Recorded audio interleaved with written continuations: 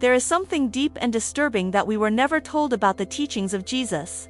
What if what you know as Christ's message is merely a watered-down version, carefully shaped to serve the interests of those seeking power? What you are about to hear is counterintuitive. The church has hidden essential parts of Jesus, teachings that could liberate your soul and empower your spiritual journey in ways you never imagined possible. Jesus didn't speak of hierarchies or blindly following dogmas. He spoke of a direct connection with the divine, of the power to transform your life through This freedom scared those who wanted to keep the masses under control. And that's why many of these teachings were carefully removed. These hidden secrets challenge the traditional view and offer a path to true awakening, but beware, because accepting this truth may change everything you believe about yourself and the world around you. The teachings of Jesus, as they were originally transmitted, contain a deep mystery that goes beyond what has been formally recorded in canonical texts. They involve self-realization and direct connection with the divine, without intermediaries. These teachings, present in esoteric traditions and ancient scriptures, suggest that Jesus understood the soul as something not limited to a single existence, but as an essence in constant transformation. The idea that we go through multiple lives, evolving and learning in each one, is a concept that has been carefully suppressed by religious authorities. If this truth were widely available, perhaps the fear of eternal damnation wouldn't be as effective in keeping people submissive. The exclusion of reincarnation from the official teachings of Christianity shaped a linear view of existence, where everything boils down to the here and now, leaving no room for a continuous spiritual journey.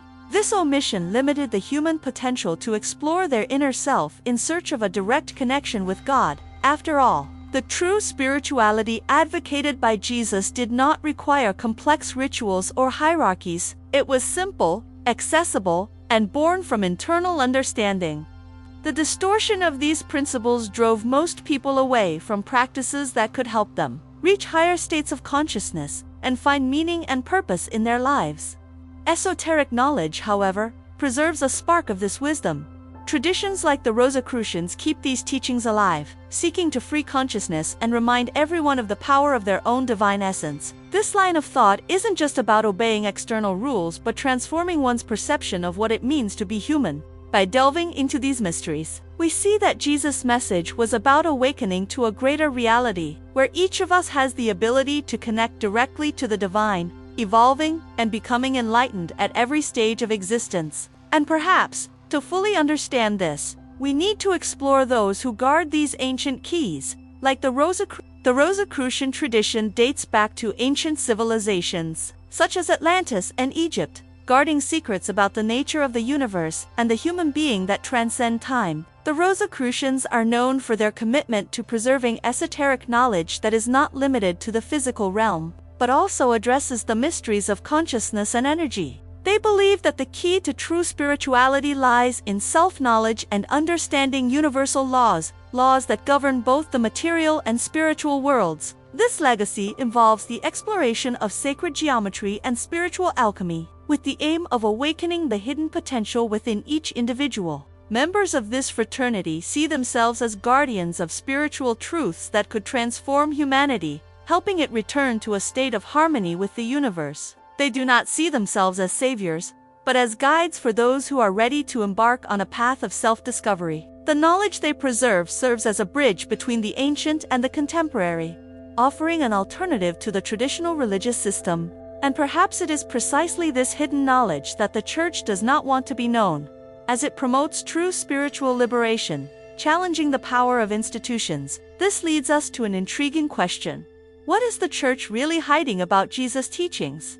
For centuries, the true teachings of Jesus have been carefully veiled, hidden from the world. Religious institutions, which emerged to mediate people's faith, ended up shaping a limited version of what was truly said and taught by him. These original teachings, which could free the consciousness and spirit of millions, were transformed into convenient doctrines designed to maintain a centralized and controllable social order. The Christianity that many know today is a pale fraction of the true essence of Jesus' message, an essence that spoke of spiritual autonomy and a deep personal connection with the divine. If these teachings had not been altered, history might have taken a completely different turn. Jesus' message wasn't about fear or guilt. It was about enlightenment, love, and the possibility of each person connecting directly with the divine, without needing intermediaries.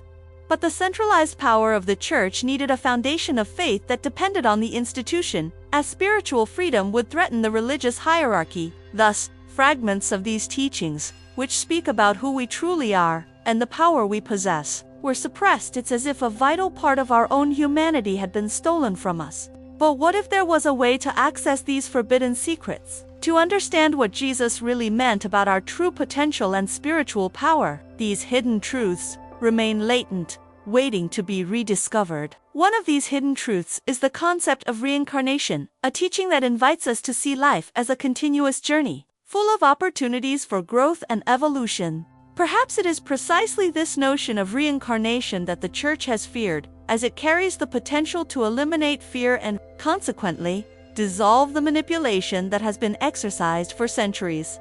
Reincarnation was a fundamental concept in Jesus' teachings, which spoke of the soul's continuity and the possibility of spiritual evolution through multiple lives. However, this idea was eradicated from Christian teachings, excluded from sacred texts, and silenced by church leaders. The reason for this exclusion seems to be tied to the fear that reincarnation might challenge the institution's control over the masses. After all, if people believed they could grow and evolve through many lives, the fear of eternal damnation would lose its strength, and dependence on the church would diminish significantly. Each existence is an opportunity to grow, correct past mistakes, and move closer to higher consciousness. Jesus spoke of spiritual rebirth as a profound process of self-transformation, where each individual could find their true self and the path to unity with the divine. But by removing this idea from the teachings, the church promoted a limited view of life, where the focus is on the fear of final judgment rather than on spiritual expansion and personal evolution. The idea that each of us can have a new chance, a new life, challenges the narrative of fear and reminds us of our personal power of transformation. This leads us to reflect on a crucial point. What happens when we understand that our connection with God does not require intermediaries? Imagine a teaching that says you don't need intermediaries to connect with God, no priests, no churches, no complex rituals. Jesus' true message to humanity did not involve hierarchies or rules established by other men. It was direct, simple, and liberating.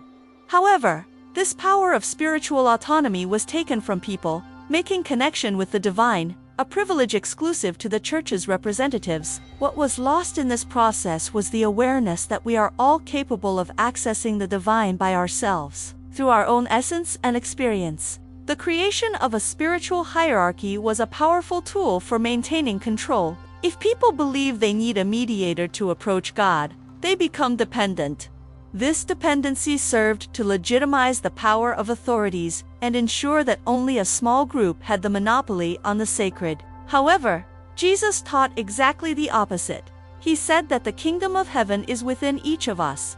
As described in hidden texts like the Gospel of Thomas, which was suppressed by the church for its liberating ideas, the direct connection with God is a call to freedom, an invitation to discover the power that already lies within us. This secret, so essential, was muffled so that a few could control the many. And it is precisely this awakening that Gnostic teachings sought to preserve, even at the cost of persecution and silence. Throughout history, the Church has made efforts to suppress the teachings of Gnosis, destroying texts and persecuting those who dared to follow them. The Gnostics believed that every human being possesses a divine spark, a part of the pleroma, the fullness of the divine. This idea was dangerous to power structures because it suggested that there is no need for an institution to mediate the relationship between the individual and God. Despite efforts to eradicate Gnosticism, some of these ideas persisted, finding refuge in mystical and esoteric traditions. Gnostic teachings remind us that true spiritual transformation does not come from blindly following rules or dogmas but from seeking the truth for oneself, on a path of self-discovery. And it is interesting to note that among these teachings, one figure stands out, Mary Magdalene, whose story is a clear example of how female power and spiritual knowledge were suppressed. Mary Magdalene is one of the most enigmatic figures in Jesus' teachings, whose true story has been largely distorted over the centuries.